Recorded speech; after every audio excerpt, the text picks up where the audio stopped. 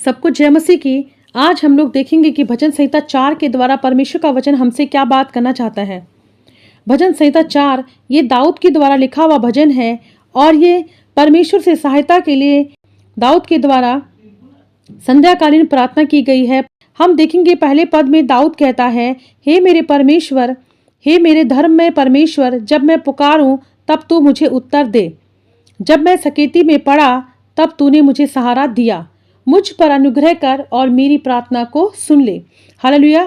यहाँ पर दाऊद कह रहा है परमेश्वर से विनती करते हुए कि हे मेरे धर्म में परमेश्वर, जब मैं पुकारूं तब तू मुझे उत्तर दे। वो कह रहा है कि जब भी मैं तुझे पुकारूं, जब भी मैं तुझसे विनती करूं, तो हे मेरे परमेश्वर, तू मेरी प्रार्थना का क्या करना, उत्तर देना। आगे कह रहा है कि जब मैं सकेती में पड़ा तब तूने मुझे सहारा दिया। वो कह रहा है कि इससे पहले जब भी मैं मुसीबत में पड़ा, जब भी मैं परेशानी में पड़ा, जब भी मुझ पे परीक्षा आई, जब भी मुझ पे सताव आया, जब भी मैंने विपरीत परिस्थितियों का सामना किया, तब तूने क्या किया, मुझे सहारा दिया। आगे कहता है, मुझ पर अनुग्रह कर और मेरी प्रार्थना को सुन ले। हालेलुया। वो कह रहा है कि जब तूने हमेशा मुझे सहारा दिया है, तो आज भी मुझ पर अनुग्रह कर और मेरी प्रार्थना को सुन। हम देखते हैं 4 पद में दाऊद कह रहा है, कांपते रहो और पाप मत करो, अपने अपने बिछौने पर मन ही मन सोचो और चुपचाप रहो। हालेलुया।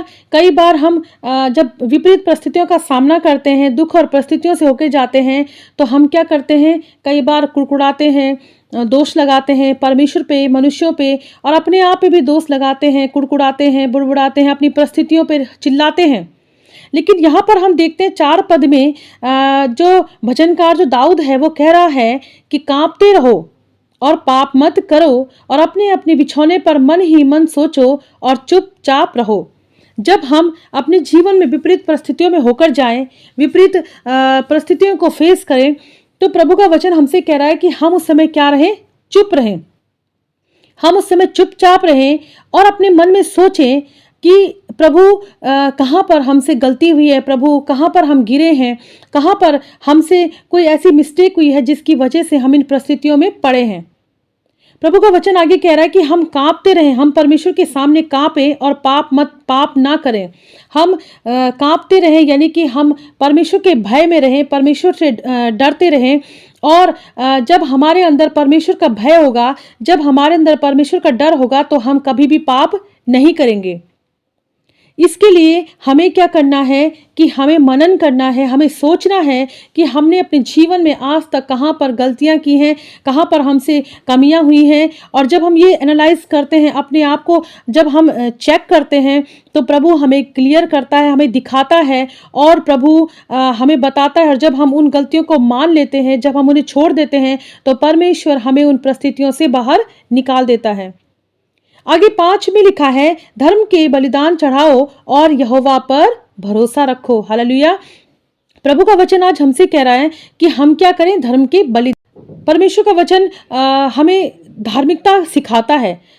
जो धार्मिकता परमेश्वर ने हमें दी है, मसीह में हमें उस धार्मिकता को लेना है, उसके अनुसार धर्म के बलिदान चढ़ाने हैं। परमेश्वर हमारे शारीरिक बलिदानों से खुश नहीं होता, वो चाहता है कि हम धर्म के बलिदान चढ़ाएं और यहोवा पर भरोसा रखें। और क्या करें, उस पर भरोसा रखें। हम भरोसा रखें कि हमारा प्रभु हमारे साथ है, यानी कि हम ईमानदारी से अपने अच्छे कामों को करते रहें। जो शिक्षाएं उसने अपने वचन के द्वारा हमें दी हैं, जो धर्म का मार्ग उसने हमें दिखाया है, हम उन पर चलते रहें, उन पर मनन करते रहें, उन पर अमल करते रहें, उनमें बढ़ते रहें और उस पर भरोसा रखें। हम भरोसा रखें कि हमारा परमेश्वर हमारे साथ है।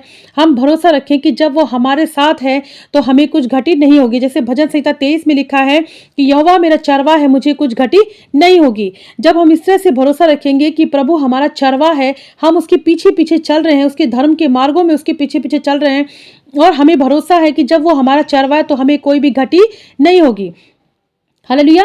तो यहाँ पर परमेश्वर का वचन हमसे कह रहा है कि अगर हम कहीं पर परेशान हैं, विपरीत परिस्थितियों में हैं, तो हम प्रभु के पीछे चलते रहें, उसकी धार्मिकता के लेकर चलते रहें और हम उस पर भरोसा रखें कि वो हमारे साथ है, तो हमें किसी भी प्रकार की घटी नहीं होगी, किसी भी प्रकार की परेशानी नहीं होगी।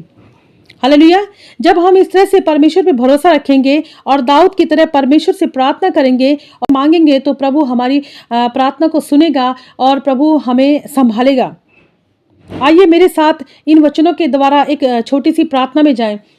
हालेलुया। स्वर्गीय पिता, हम प्रार्थना करते हैं इस वक्त मेरे प्यारे खुदावंद यीशु राजा, जैसे दाऊद ने यहाँ पर परमेश्वर आपसे सहायता के लिए संध्याकालीन प्रार्थना की है प्रभु, हम भी आज इस संध्या के समय में प्रार्थना करते हैं मेरे प्यारे खुदावंद यीशु राजा कि परमेश्वर पिता प्रभु, आज प्रभु जो भी भाई बहन इस वीडियो को सुन रहे हैं प्रभु, देख रहे हैं परमेश्वर पिता, मैं प्रार्थना करती हूँ प्रभु, आज जो विपरीत परिस्थितियों में है, सताव में है, दुख में है, कष्टों में है प्रभु जी, मैं प्रार्थना करती हूँ मेरे राजाओं के राजा प्रभु, इस संध्या के समय जब वो आपके सम्मुख आते हैं प्रभु, आपसे विनती करते हैं, आपके सामने अपनी बातों को रखते हैं, अपने आप को चेक करते हैं, अपने मन में प्रभु सच में प्रभु आप पर भरोसा रखते हैं प्रभु, और अपने आप को चेक करके जब वो कन्फेशन करते हैं, जब वो अपनी गलतियों को मानते हैं प्रभु, जब अपने आप को एनालाइज करते हैं प्रभु और आपसे प्रार्थना करते हैं परमेश्वर पिता, तो मैं प्रार्थना करती हूँ प्रभु, आप उन्हें अपने लहू से धोकर शुद्ध कीजिए प्रभु, आप उनसे बातचीत कीजिए परमेश्वर पिता, और जैसे दाऊद को आपने प्रभु विपरीत परिस्थितियों से बाहर निकाला प्रभु, वैसे आज प्रभु आप इन भाई बहनों को उनकी परिस्थितियों से बाहर निकाले,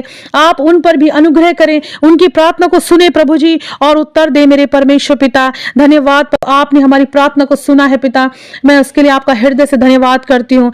धन्यवाद, यीशु मसीह के महान और सामर्थी नाम से मांगती हूँ, आमीन।